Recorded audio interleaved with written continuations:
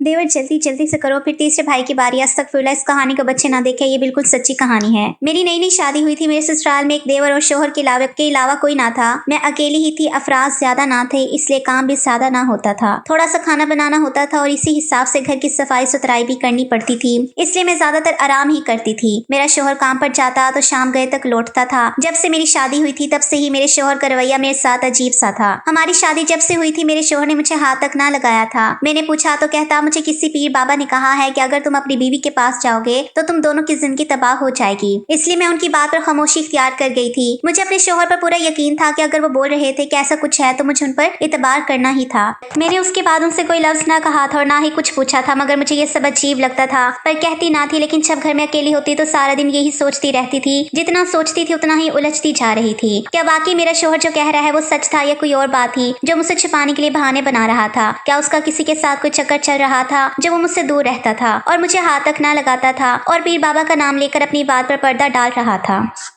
मैं सच नहीं जानती थी और ना ही सच जानने की कोशिश करना चाहती थी। मुझे इस बात पर भी हैरत होती थी, मगर मैं क्या करती? सब्र करने के अलावा और कुछ कर नहीं सकती थी, इसलिए चुप हो गई थी। मेरा एक देवर था जिसके बस नाम से ही वाकिफ थी। आज तक मैंने उसको देखा ना था। मेरे शोहर का कहना था कि वो खेतों में रहता है, वहीं पर एक कमरा है जिसमें वो रहता था। सारे लोग जिन्होंने खेतों में फसल उगाई थी उसकी देखभाल के लिए खेतों में यही रहना पड़ता था कि कोई खराब ना कर दे, इसलिए मेरा देवर जब तक सीजन चलता था वहीं पर रहता था। मैंने भी कभी उनसे मिलने का ना कहा था। मुझे भी उससे मिलने का इतना इश्तियाक ना था। मेरा तो बस अपने शोहर से ही रिश्ता था, इसलिए मैंने एक दो बार बातों बातों में शोहर से इस अमल के खत्म होने के बारे में पूछा। लेकिन जब मेरे शोहर ने खुद ही मुझे कुछ बताने से इनकार कर दिया और कहा यह सब पीर बाबा का अमल है। मैं आज तक अपने देवर से अनजान थी। कुछ रोज पहले अचानक से एक अनजान शख्स हमारे घर चला आया। उस शख्स को इस घर में पहली बार देखा था। भाभी कैसी हैं आप? इस अनजान शख्स ने घर में दाखिल होते ही मुझसे मेरा हाल पूछा था। मैं हॉल में बैठी अपने शोहर के रवैये के बारे में सोच रही थी। उसे देखकर जल्दी से उठ खड़ी हुई थी। वो आहिस्ते से चलता हुआ मेरे करीब आ गया। उसके पास आने पर मैं डर कर 2 कदम पीछे हुई थी। लगता है आपने मुझे पहचाना नहीं भाभी। मुझे डरते देखकर उसने मुस्कुराकर कहा कि मैंने जल्दी में नफी में सर हिला दिया, जिस पर वो शख्स एक बार फिर से हंस लिया। वो मेरे पास रखी कुर्सी पर बैठ गया। लगता है आपके शोहर ने मेरा तारुफ नहीं करवाया।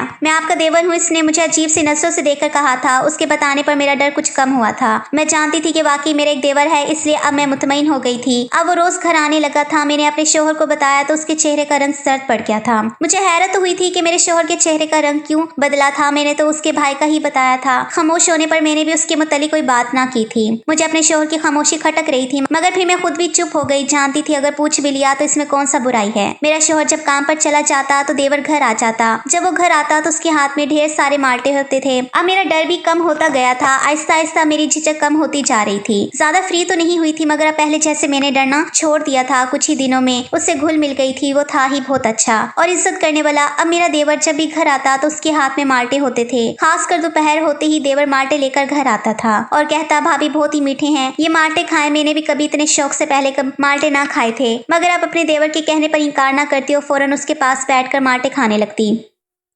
वो खुद मुझे माल्टे छील कर देता और मैं उसके सामने बैठकर खाती रहती। वो मुस्कुराकर मुझे देखता रहता, लेकिन वो कभी ना खाता था। मैंने उसे 1000 बार कहा कि सलमान तुम भी तो ले लो, अच्छा है और बहुत मीठा है, मगर वो मेरे कहने पर भी कभी ना लेता था और कहता भाभी अभी खेतों से होकर आया हूँ और ये खाए हैं मैंने, ये सब आपके लिए लाया हूँ, अब बस आप ही खाएं। मैंने उसकी बात पर सर हिला दिया और माल्टे खाने लगी। मुझे ये बात अजीब तो लगती थी कि जब मेरा शोहर घर पर होता था तो मेरा देवर नहीं आता था, मगर जैसे ही मेरे शोहर काम पर चले जाते तो देवर घर चला आता। फिर सोचा शायद ये इत्तेफाक हो, दोनों भाई अलग अलग वक्त में घर आते थे, या फिर ये भी हो सकता था कि दोनों की आपस में मिलती ना थी, कभी अलग अलग वक्त पर आते जाते हैं। मैंने एक बात की थी, जब कभी दोनों हासाती तौर पर इकट्ठे हो जाते तो शोहर मेरे देवर की तरफ देखता तक ना था, सर झुकाकर उसके पास से गुजर जाता था। मेरे शोहर के यूं सर झुकाकर गुजरने पर मेरे देवर के चेहरे पर एक पुरसरार सी मुस्कुराहट उभर आती थी, मगर मेरे शोहर के चेहरे का रंग पीला पड़ जाता था। न जाने उन दोनों के दरमियान कौन सी खिचड़ी पक रही थी। एक और अजीब बात यह थी कि जब मैं माल्टे खाकर थोड़ी देर सो जाती तो शाम को मेरा शोहर घर आकर जब माल्टे के कचरे देखता तो मेरे कदमों में बैठकर रोने लगता। मैं बहुत पूछती, लेकिन वो मुझे अपने रोने की वजह ना बताता। क्या हुआ, आप इस वक्त यहाँ बैठकर क्या कर रहे थे? रात के दूसरे पहर मेरी आंख खुली तो मैंने देखा शोहर मेरे कदमों में बैठा रो रहा था।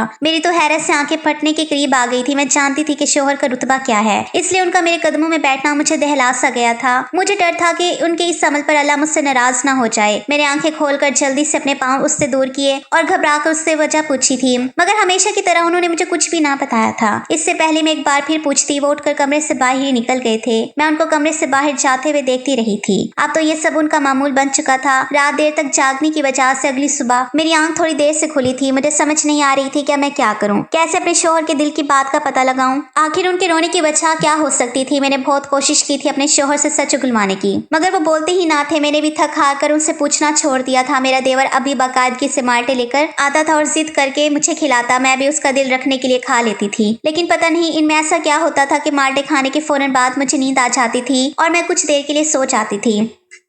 उसके बाद मुझे कोई होश ना रहती थी। कुछ दिनों से देख रही थी कि मेरे जिस्म में अजीब सा दर्द रहने लगा था। मेरे किसी काम को दिल ना करता था। जब भी कोई काम करने के लिए उठती तो मतली और चक्कर आना शुरू हो जाते। मैं तो पहले ही उलझी हुई थी। मुझे समझ नहीं आ रहा था कि मेरे साथ अब क्या हो रहा है। मैं किसी से कोई बात भी ना कर पाती थी। अपने मायके जाने का वक्त ही ना मिलता था। मोहल्ले में भी सब अपने घरों में बैठे रहते थे, तो मैं किसी अपना दुख सुनाती सबर शुक्र करके अपनी जिंदगी गुजार रही थी। शादी को अभी महीना ही हुआ था और मुझे यूं लगता जैसे काफी वक्त गुजर गया है। जिस तरफ मेरा ध्यान जा रहा था मैं ऐसा सोच भी नहीं सकती थी। नहीं, मेरा शौहर मेरे बारे में क्या सोचेगा। मैंने ये ख्यालात झुटलाए। मेरे साथ ऐसा क्या हुआ है जो मेरा जिस्म इतना दर्द कर रहा है। मैंने खुद से ही सवाल किए थे, कहीं ये दोनों भाई मिलकर मेरे साथ कुछ गलत नहीं कर रहे थे। मेरा शौहर मेरे साथ गलत कैसे कर सकता है, उससे क्या मिलेगा सब कुछ करके। उसने तो खुद मुझे सच बताया था कि वो क्यों मुझसे दूर रहता है। अगर उसने पहले मेरे साथ कुछ गलत नहीं किया तो अब क्यों करेगा। मुझे कुछ समझ नहीं आ रहा था कि मेरे साथ क्या हो रहा है। मुझे दूसरा शक देवर पर था।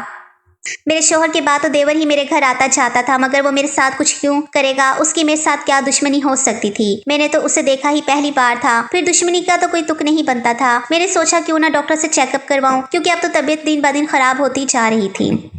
लेकिन मैं बाहर कैसे जाती। एक तो मुझे मोहल्ले का इतना आता पता ना था, दूसरा मैं बाहर जाती और ऊपर से मेरे शौहर घर आ जाते तो मैं उनको क्या जवाब देती। अब मैं उनको बताकर भी नहीं जा सकती थी, वरना वो साथ जाने की जिद करते। और अगर उनको इस बात की भनक भी पड़ जाती कि मैं जो सोच रही हूँ वो सच है तो मेरी तो जिंदगी ही तबाह हो जाती। एक ये डर भी मुझे बाहर जाने से रोक रहा था। भाभी, मैं देख रहा हूँ आप कुछ दिनों से बड़ी खामोश रहने लगी हैं। क्या बात है, सब ठीक तो है। मेरा देवर आज भी माल्टे लिए बैठा था, मगर मेरा माल्टा खाने को बिल्कुल भी दिल नहीं कर रहा था, इसलिए बस हाथ में पकड़ कर बैठी रही। जब देवर ने देखा कि मैं माल्टे नहीं खा रही, बस पकड़ कर बैठी हुई हूँ, तो उसने मुझे बड़े प्यार से मुखातिब करते हुए पूछा। मैंने चौंक कर उसके चेहरे की तरफ देखा था। मुझे उसके चेहरे की मुस्कुराहट अजीब सी लग रही थी। उसकी आंखों में मौजूद चमक एक राज अपने अंदर दफन किए हुए थी। वो मुझे देखकर मुस्कुरा रहा था। उसकी नजरों से मुझे उलझन होने लगी थी। मैंने बहाना बनाकर माल्टे वहीं पर रखकर उठना चाहा, मगर मेरे देवर ने मुझे जल्दी से वापस बैठने पर मजबूर कर दिया था। अभी आप कहीं नहीं जाएंगी, पहले आप ये माल्टे खत्म करें, उसके बाद जो काम करना होगा कर लेना, मैं नहीं रोकूंगा। मेरा दुपट्टा पकड़कर मुझे वापस बिठाते हुए कहा। मेरा दिल उस वक्त किसी से भी बहस करने का कोई मूड नहीं था, इसलिए मैं चुपचाप बैठ गई और देवर के हाथ में पकड़े माल्टे लेकर बेदिली से खाने लगी। बहुत मुश्किल से मैंने वो माल्टे खत्म किए थे और वहां से उठकर जल्दी से बावर्ची खाने में आ गई थी। जब तक मैंने पूरा माल्टा खत्म ना किया तब तक मेरे देवर ने अपनी नजरें मुझ पर ही गाड़ी रखी थी। मैं उसकी नजरों से बचने के लिए बावर्ची खाने में आई। ना जाने क्या बात थी, मेरे जिस्म में एक अजीब सी खौफ सरायत करता जा रहा था। मैं चाहती थी मेरा देवर अब इसी वक्त यहाँ से चला जाए, क्योंकि उसकी मौजूदगी मेरे शक को हकीकत का रूप दे रही थी। अगर देवर ही मेरा गुनाहगार था तो मैं किसी को क्या मुंह दिखाऊंगी। मेरा तो शौहर पहले से ही मुझसे दूर था। मैं क्या करूंगी, कैसे सबको यकीन दिलाऊंगी कि मैं बेगुनाह हूँ। मैंने अभी पानी पीकर गिलास रखा ही था जब मुझे अपने पीछे से मेरे देवर की आवाज सुनाई दी। आप यहाँ क्या कर रही हैं? जाएं कमरे में, आराम करें, मैं भी खेतों में जा रहा हूँ। मैं झटके से पीछे मुड़ी थी। अगर उसने अपना गुनाह छुपाने के लिए मुझे मारकर यहीं फेंक दिया तो किसी को कैसे पता चलेगा कि मैं मर चुकी हूँ। उसके चेहरे को देखकर मैंने खुद से कहा था, बेशक वो खूबरू जवान मर्द था, अपनी जान के जाने के एहसास ने मेरे रोंगटे खड़े कर दिए थे। मैं देवर को देखे बिना अपने कमरे में आ गई और बेड पर लेट गई। सोचते ही मुझे गुनूदगी आ गई और जब मेरी आंख खुली तो रात का ना जाने कौन सा पहर था। मैं आंखें खोलकर यूं ही बेड पर लेटी रही थी। मुझे कुछ समझ नहीं आ रहा था। तभी अचानक मेरे जहन में मेरे शौहर की तस्वीर उभरी तो मैंने चौंक कर उसे कमरे में तलाश करना चाहा, मगर कमरा खाली था। तभी मुझे अपने पैरों के पास किसी के सिसकने की आवाज सुनाई दी थी। मैं आवाज को पहचान कर जल्दी से सीधी हुई थी। मेरे शौहर रोज की तरह आज भी मेरे पैरों के पास बैठे रो रहे थे। मुझे अब हैरत कम और तजस्सुस ज्यादा होने लगा था, क्योंकि रोते हुए वो मुसलसल दरवाजे के पास पड़े माल्टे के छिलकों को ही देख रहे थे। ऐसी क्या बात थी जिस पर मेरे शौहर यूं मुझसे पैर पकड़कर माफी मांगते थे, वो भी मेरे सोते हुए भी मेरे सामने। तो उन्होंने कभी कुछ ना कहा था। यही बात हैरान कर रही थी। एक तरफ मेरे देवर की अजीब शख्सियत और दूसरी तरफ मेरे अपने शौहर का ये रवैया मेरी समझ से बाहर था। मैं जितना इस मामले को समझने की कोशिश कर रही थी उतना उतना ही ज्यादा परेशान हो रही थी। रात जैसे तैसे मैंने काट ली थी, मगर अगले रोज मैंने सच्चाई जानने के लिए एक मंसूबा बनाया और उस पर अमल करने के लिए अपने देवर का बेसब्री से इंतजार करने लगी थी। दोपहर से कुछ ही देर पहले मेरा देवर माल्टे ले आया और हस्बे मामूल उसने मुझे माल्टे छील कर दिए और खुद मेरे सामने बैठकर मुझे देखने लगा। रोज की तरह आज भी मुझे उसकी नजरों से उलझन हो रही थी, मगर मैं कुछ बोले बिना चेहरे पर मसनूई मुस्कुराहट सजाकर माल्टे खाने का नाटक करने लगी। मैं माल्टे को खाने के लिए छीलती और उसे चबाए बिना अपने पीछे रखे दुपट्टे में छुपा लेती। जब मैंने माल्टा पूरा यूं ही खत्म कर लिया तो नींद आने का ड्रामा करते हुए उठकर अपने कमरे की तरफ बढ़ने ही वाली थी, जब अपने देवर को देखकर रुक गई। देवर जी आप जाएं, मुझे तो बहुत ज्यादा नींद आ रही है, मैं सोने के लिए अपने कमरे में जा रही हूँ, मैंने नींद का ड्रामा करते हुए कहा और कमरे में जाकर लेट गई। कमरे को बंद किए बिना मैं लेटी हुई थी। मेरा दिल बड़ी जोर जोर से धड़क रहा था। एक अनजान खौफ ने मुझे अपनी लपेट में ले रखा था। न जाने आगे क्या होने वाला था। मैं भी यही सोच रही थी कि अचानक मैंने कमरे में किसी के कदमों की आहट सुनी। मेरा रुआ रुआ कांप उठा था। उससे पहले कि मैं कुछ समझ पाती किसी ने मुझे अपनी गिरफ्त में ले लिया था। आगे का सोचकर मेरी रूह कांप गई थी। मेरे हवास आहिस्ता आहिस्ता खोने लगे थे। मैंने अपने ऊपर झुके अपने देवर को पूरा जोर लगाकर खुद से दूर धकेला था और उठकर भागती हुई दरवाजे की तरफ बढ़ी थी। मेरे आंसू अपनी इज्जत खो देने के दुख में बहते जा रहे थे। मैं जान गई थी कि मेरा देवर ही मेरे साथ गलत काम करता था। इससे पहले कि मेरा देवर फिर से मुझे पुकारता, मैं चीखती हुई बेहोश हो गई थी। जब मुझे होश आया तो मैं एक अस्पताल में थी। डॉक्टर ने बताया कि मैं हामला हूँ। ये सुनकर मेरी तो जान ही निकल गई थी। मैंने कांपते हुए अपने शोहर को देखा जो मुझे गुस्से से देख रहा था। ये बच्चा मेरा नहीं है, इसलिए मैं तुम्हें तलाक देता हूँ। मेरा शोहर अचानक ही गुस्से में मुझे तलाक देकर बाहर चला गया था। मैं वहीं बैठी रोती जा रही थी। मैं तो पहले एक झटके से संभल ना पाई थी, अब एक और मुसीबत मेरे सर पर आन पड़ी थी। कुछ ही देर बाद मेरा शोहर फिर से मेरे पास आया और मेरे कदमों में बैठकर बोला, देखो गुस्से में मुझसे गलती हो गई है, मैंने तुम्हें तलाक दे दी, अब तुम मेरे भाई से हलाला कर लो, मैं तुम्हें दोबारा अपनी निकाह में ले लूंगा, फिर हम यहाँ से कहीं दूर चले जाएंगे। मैंने रोते अपने शोहर को देखा था। मेरी आंखों में हैरत के साथ एक नुक्ता, पहले मुझे तलाक दे दिया, मुझे हलाले का कह रहा था, वो तुमसे कोई रिश्ता नहीं बनाएगा, बस तुम उससे निकाह कर लो। मेरी आंखों में लिखे सवाल पढ़कर मेरे शोहर ने मेरा हाथ पकड़कर मुझे तसल्ली देते हुए कहा था। मैं भी जानती थी उन्होंने गुस्से में मुझसे तलाक ली थी, इसलिए मैं खामोशी से हलाला के लिए मान गई थी। फिर शोहर ने मेरा निकाह मेरे देवर से करवा दिया और खुद घर छोड़कर चला गया। मेरे देवर ने जब मुझे निकाह में लिया तो उसने मुझे बताया कि वो मेरे शोहर का भाई नहीं है। ये सुनते ही मेरे तो कदमों के तले से जमीन ही निकल गई थी। मैं हैरत से साकित खड़ी देखती जा रही थी। मैंने अपने शोहर का बहुत इंतजार किया, मगर वो मेरा निकाह मेरे देवर से करवा कर न जाने कहाँ चला गया था। अगर तुम मेरे शोहर के भाई नहीं थे तो फिर तुमने मेरे साथ वो सब क्यों किया? मैंने रोते हुए उससे पूछा, सब बताऊंगा, मगर अभी वक्त आने पर मेरे पूछने पर उसने मुझे जवाब दिया और कमरे से निकल गया। न जाने क्या वजह थी जो मेरा शोहर मुझे छोड़कर चला गया था। उसने तो वादा किया था हलाला के बाद वो मुझसे दोबारा निकाह कर लेगा, मगर अभी तक वो ना आया था। शोहर का धोखा याद आते ही मुझे उससे नफरत महसूस होने लगी थी। जरूर ये इन दोनों की मिली भगत का नतीजा था। एक ने मेरे साथ जबरदस्ती की और मैं उसके बच्चे की माँ बन गई, और दूसरा मुझे तलाक देकर वहां से चला गया था। मैंने नफरत से अपने शोहर के बारे में सोचा था। मैं अब वो घर छोड़कर भी नहीं जा सकती थी। इस बच्चे की वजह से मैं फंस गई थी। अगर बेटी हुई तो उसके नसीब भी मेरे जैसे ना हो। मैंने दहल कर सोचा, अपने आने वाले बच्चे का सोचकर मैंने मौजूदा जिंदगी को कबूल कर लिया था। ये कड़वा घूंट मैंने पीने का सोच और खामोशी इख्तियार कर ली थी। कुछ ही महीनों बाद मेरे यहाँ एक प्यारी सी बेटी हुई। जब मेरे शोहर को पता चला कि मेरे यहाँ बेटी हुई है तो वो मेरे पास चला आया और हाथ छोड़कर मुझसे माफिया मांगने लगा। उसका कहना था कि तुम्हारे शोहर ने एक लड़की के साथ ज्यादती की थी। वो लड़की मेरी बहन थी जो कि बहुत शरीफ और नेक थी। उसने उसे दुनिया में रुसवा कर दिया। मैं उससे बदला लेने का सोचा था, इसलिए जब तुम्हारी उससे शादी होने वाली थी तो उसे एक पीर बाबा ने कहा था कि वो 2 महीने तक अपनी बीवी से दूर रहेगा और उसका दम किया हुआ माल्टे तुम्हें देगा। तुम्हारे शोहर के दिल में चोट था, इसने गुनाह किया था और उसके चलते वो सारी जिंदगी बेऔलाद रहने के डर से फौरन मान गया था।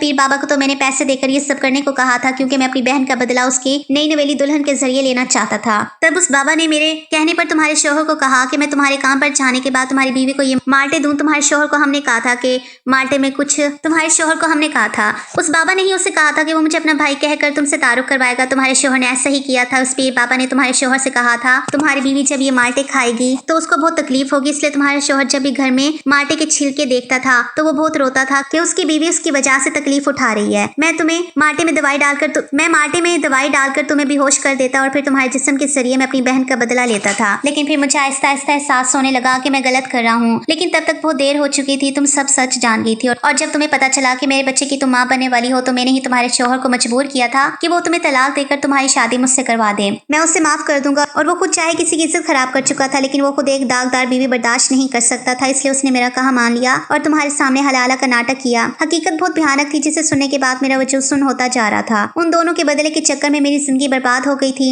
एक ने इज्जत के साथ खेला और दूसरा हलाला के चक्कर में धोखा देकर चला गया था। मैं उसकी बातें सुनकर खामोश रही थी क्योंकि अब मेरी एक बेटी थी। मैं इसे लेकर कहाँ चाहती, इसलिए अपने साथ होने वाले हादसे को कबूल करते हुए चुपचाप इसी शख्स के साथ जिंदगी गुजारने का फैसला कर लिया। शोहर मुझे लेकर दूसरे शहर चला गया। उसके बाद आहिस्ता आहिस्ता हमारी जिंदगी नॉर्मल होती गई। मैंने हालात से समझौता कर लिया था। मेरा शोहर मुझसे बहुत मोहब्बत करता है, नमाजों में रब से और मुझसे भी रोज अपने किए की माफी मांगता है। हम अपनी जिंदगी में बहुत खुश हैं। पता चला कि मेरे साहब का शोहर का कार एक्सीडेंट से दर्दनाक मौत हो गई। उसने जो किया था शायद ये उसकी सजा थी जो उसे उसकी जिंदगी में ही मिल चुकी थी। अब आगे का अल्लाह ही मालिक था। मेरे शोहर ने हलाला के लिए मेरा निकाह होने अपने भाई से करवाकर सही किया। अब आगे का अल्लाह ही मालिक था। तो ये थी नाज़रीन हमारी आज की कहानी। वीडियो अगर पसंद आए तो लाइक और शेयर जरूर कीजिए।